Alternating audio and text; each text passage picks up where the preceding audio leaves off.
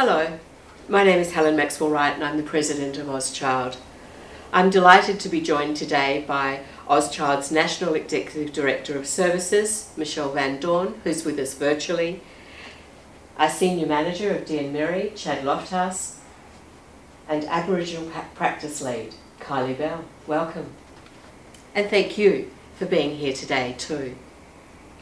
I'm enormously humbled and proud to walk this path with you on our journey towards reconciliation. One of OzChild's key priority areas is to support self-determination, to reduce the overrepresentation of Aboriginal children and young people in out-of-home care and in youth justice. We want to help create an Australia where all children and young people are safe, respected, nurtured, and reach their full potential. And today and every day, OzChild is achieving better outcomes for children, young people and families through evidence-based programs that are changing lives. Each day we strive to ensure that programs are delivered effectively, respectfully, and in collaboration with local communities to support the needs, the cultural needs of First Nations families. I'm very proud that OzChild has made substantial progress on our reconciliation journey. The journey so far has of course presented both challenges and great learnings, giving us invaluable insight into the gaps that exist. We recognise there is more we can do and more we must do to continuously strengthen our foundations. OzChild's second National Innovate Reconciliation Action Plan is another step forward in our journey. The implementation of the plan will be supported by our Dean Mary team, who work collaboratively at the highest level of OzChild with the board, with the Cultural Competence Committee, our CEO, executive leadership team, and all staff and carers to ensure that our services are guided by the action areas within the plan and delivered consistently. So, Michelle, as the National Executive Director of Services at OzChild, what role does reconciliation play for our frontline services? Through our work at OzChild, a focus and commitment to reconciliation is critical to actively work towards achieving equality in all important measurements of disadvantage within the Aboriginal community. The statistics for Aboriginal children and young people and their families are horrifying and getting worse year on year, with more Aboriginal children and young people being reported to child protection, more being placed in out-of-home care, more coming into residential care, and more coming into contact with the youth and adult justice systems, experiencing homelessness, unemployment, and suffering significant health and wellbeing disadvantage. A focus on reconciliation requires all of us at OzChild to understand the true history of our country and how the past practices and wrongdoings have led to such broad disadvantage within the Aboriginal community. And it's on us to deepen our understanding of our First Nations people and their ongoing connection to country, language and culture, while looking for and creating ways to enhance participation, decision-making and self-determination in everything that we do in our service delivery suite. OzChild is committed to providing services to Aboriginal and Torres Strait Islander families that are culturally safe, responsive and respectful, and will allow individuals to fully participate in all aspects of life as they choose. Thank you, Michelle. Chad? Yeah, thanks Michelle, thanks Helen. Yeah, and I couldn't agree any more, and I think it's really important that we continue to acknowledge that we are a non-Aboriginal organisation and we have offshore models, and that we do everything we can, like having a reconciliation action plan and DRMITI to support and drive true reconciliation within our organisation. Yeah, and I think it's also really important that we continue to build our internal capabilities by enhancing some of our key strategies, such as our Aboriginal and Torres Strait Islander stakeholder engagement plan, and our Aboriginal and Torres Strait Islander employment and professional development strategy as well, where we continue to develop these, they're business as usual. Good, excellent, thank you. Thank you, Chad. Achieving positive outcomes for Aboriginal and Torres Strait Islander people calls for maintaining genuine stakeholder engagement and trusting relationships. Michelle, can you give us some examples of how we have supported partnerships, relationships, built stronger relationships with Aboriginal community-controlled organisations?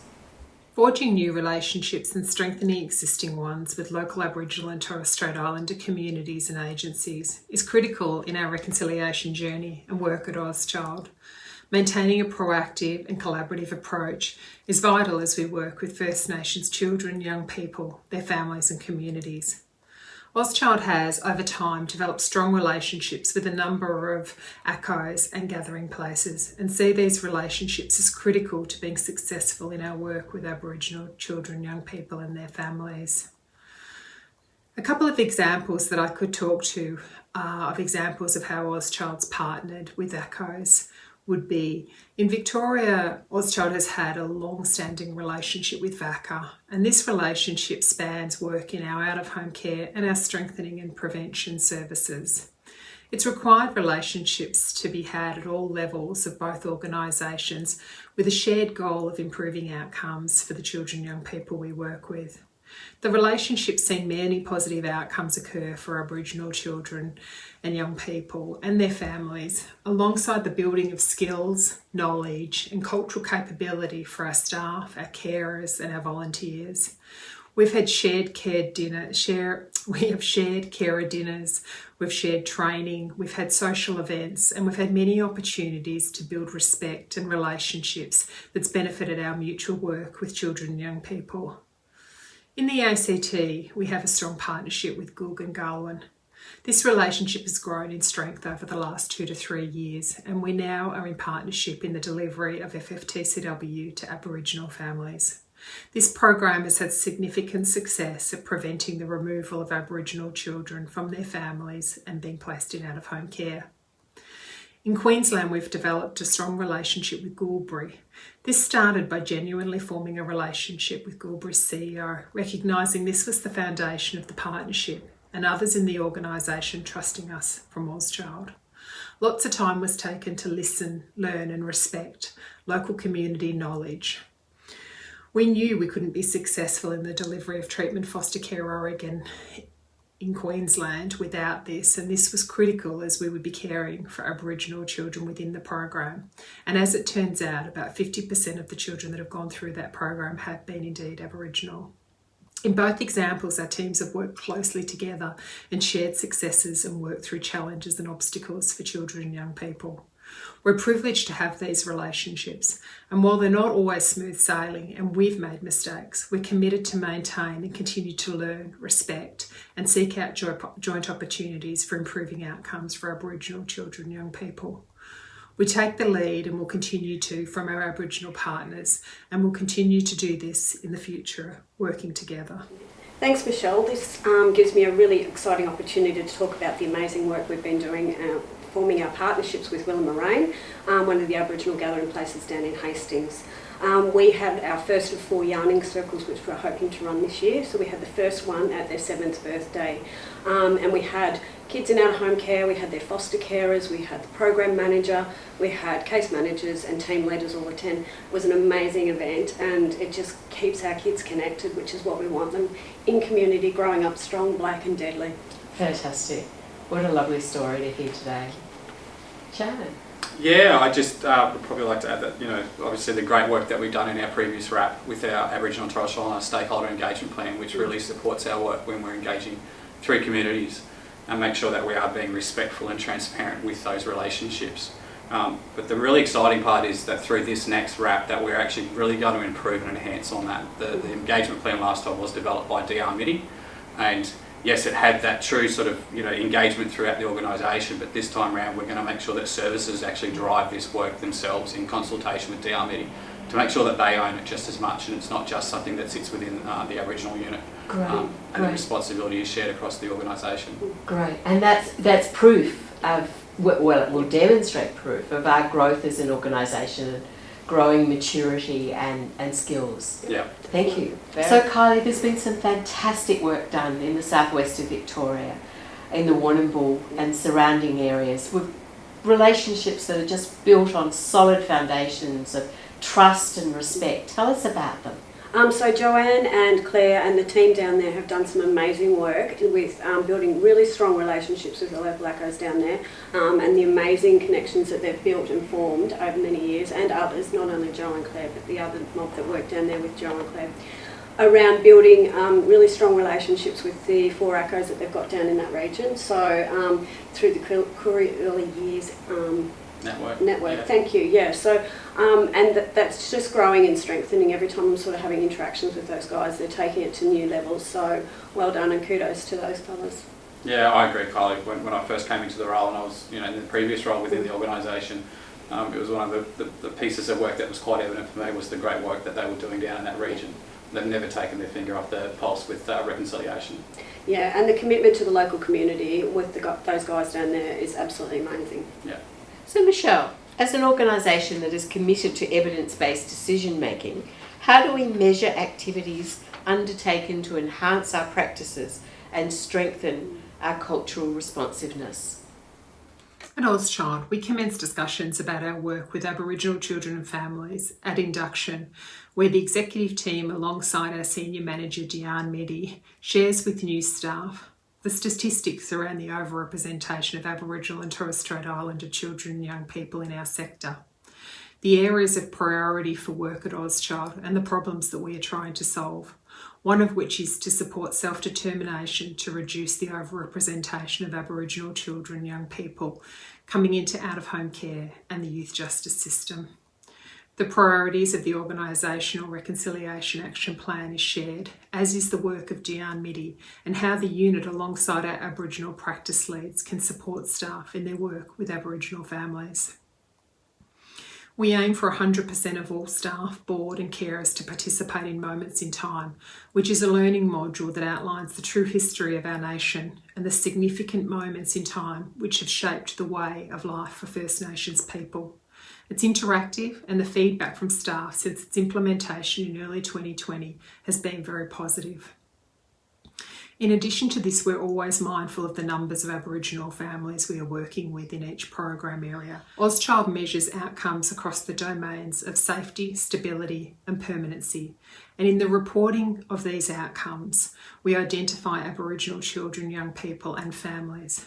This allows us to benchmark the outcomes that we're achieving for Aboriginal children and young people against non-Aboriginal children and families we work with, and to identify areas for improvement within our service delivery. In a number of our programs, we conduct First Nation families feedback surveys, which involves asking an extra set of questions. This helps us receive feedback from families as to whether our service was experienced as being culturally responsive and safe from their perspective. We have additional responsibilities for Aboriginal children in out-of-home care. We need to ensure that all attempts are made to ensure Aboriginal children are culturally safe and connected. All children in out-of-home care across all the states that we offer services are required to have a cultural support plan, and our Diane Meddy team has worked very hard alongside our out-of-home care programs to increase the quality of these cultural support plans.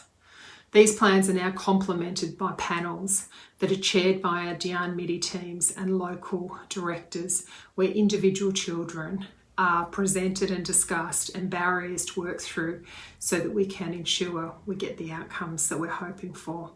This has seen reunification and restoration of Aboriginal children to families that may well otherwise not have occurred within the same timelines.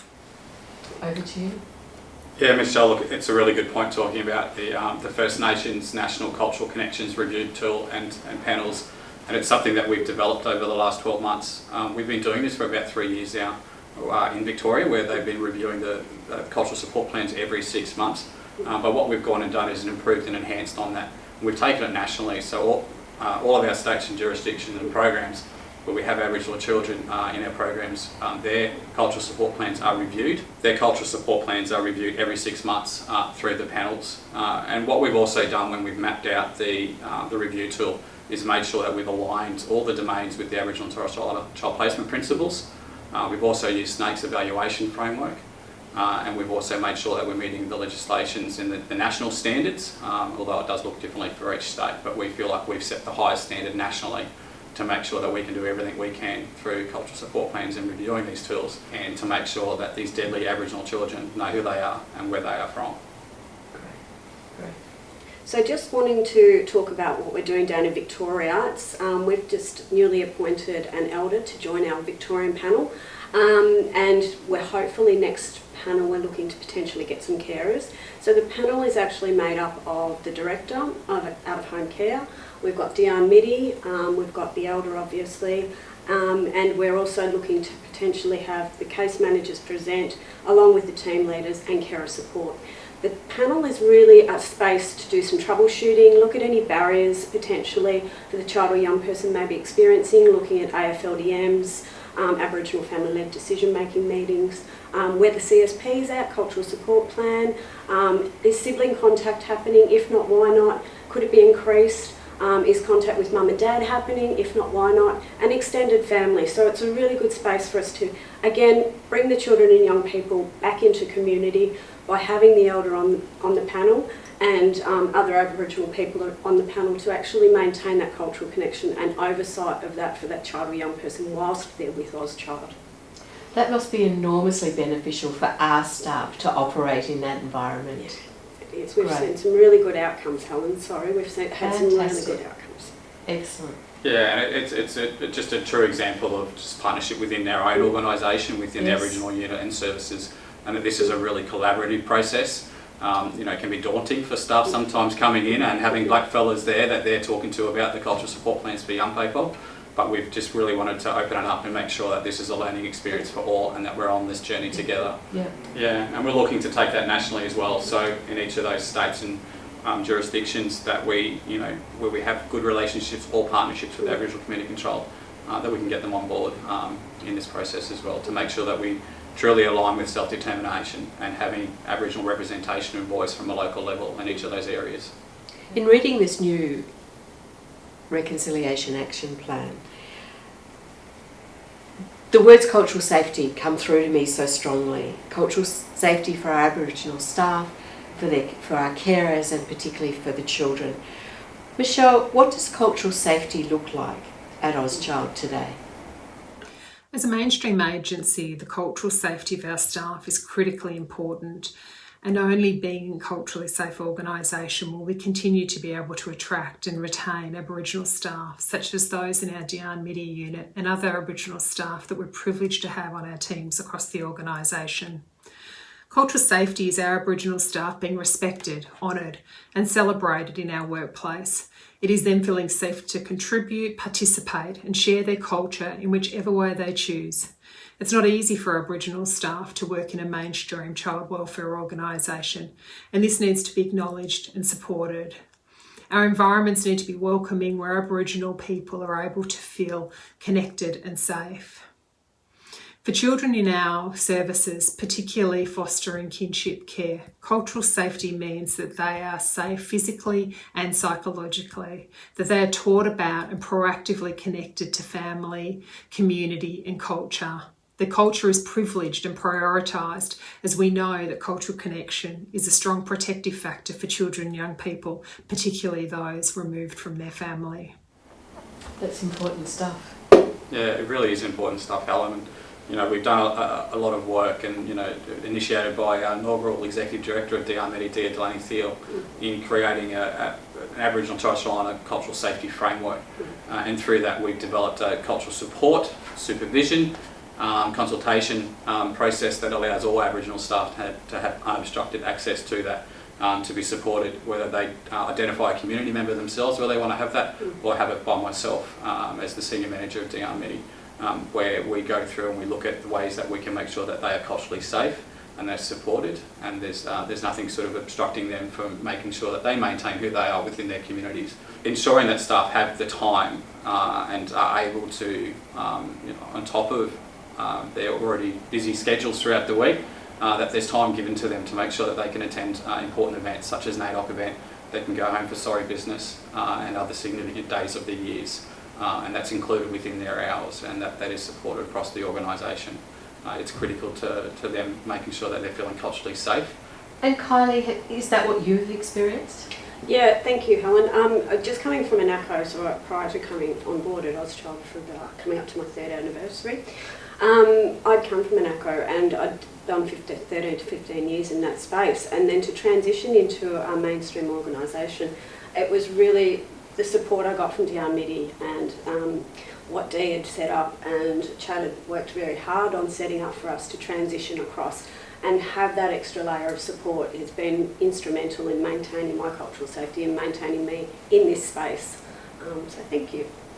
Excellent. And thank you, Michelle. So one of OzChild's key priorities is to support self-determination to reduce the overrepresentation of Aboriginal children and young people in out-of-home care and in youth justice. Michelle, can you tell us as an organisation how we are working towards this? Our journey has not been without mistakes and great learnings along the way, and we continue to use these to move forward.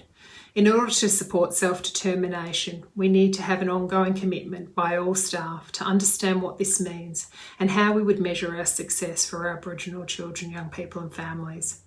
All decisions regarding Aboriginal children and families should involve consultation and participation of Aboriginal people, whether that be our staff or whether that be our partner ACOs.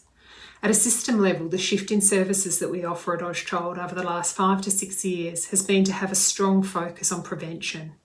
Prevention of children coming into out-of-home care and looking to support reunification to parents, kin or community of children wherever it is safe to do so. In foster care, we are working to transfer all Aboriginal children who are case managed by us to an ACO, and this commitment's come from the board down. On a broader system level, OzChild is a member of the Aboriginal Children's Forum and the Warrangarul Gap Jua Steering Group, where active work's occurring between ACOs, CSOs and government to further expand Aboriginal-led responses to vulnerable Aboriginal families. OzChild is committed to self-determination, and this work will continue as part of this Reconciliation Action Plan and beyond. Thank you, Michelle.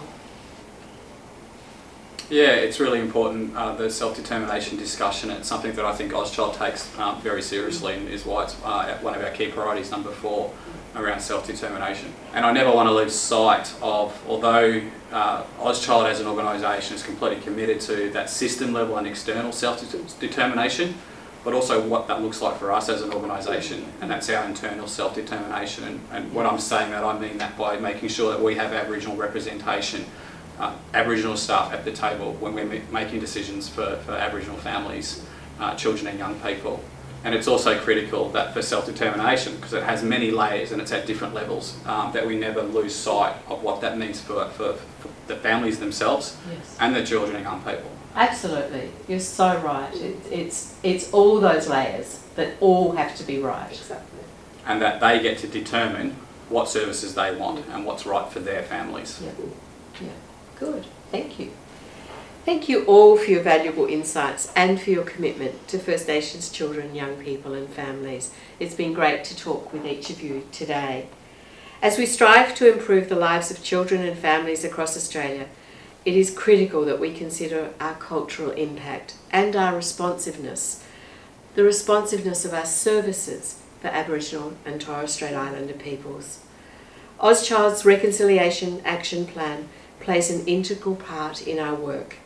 Communicating our commitment to reconciliation publicly and reporting on our progress regularly is important to ensuring our RAP is on track to meet the actions outlined, and not only keeps us all accountable, but will serve to promote positive bicultural relations and support the dimensions of reconciliation addressed through our Reconciliation Action Plan. As an evidence-based organisation, it's important that these actions are specific, measurable, achievable, relevant and time-bound. And transparency through reporting our achievements, challenges and learnings, both internally and externally, is key to the success of our journey. It's important to remember that for us to achieve true reconciliation, we must walk this journey together, side by side, with our First Nations colleagues, families, and within the communities that we work. Thank you all for participating today.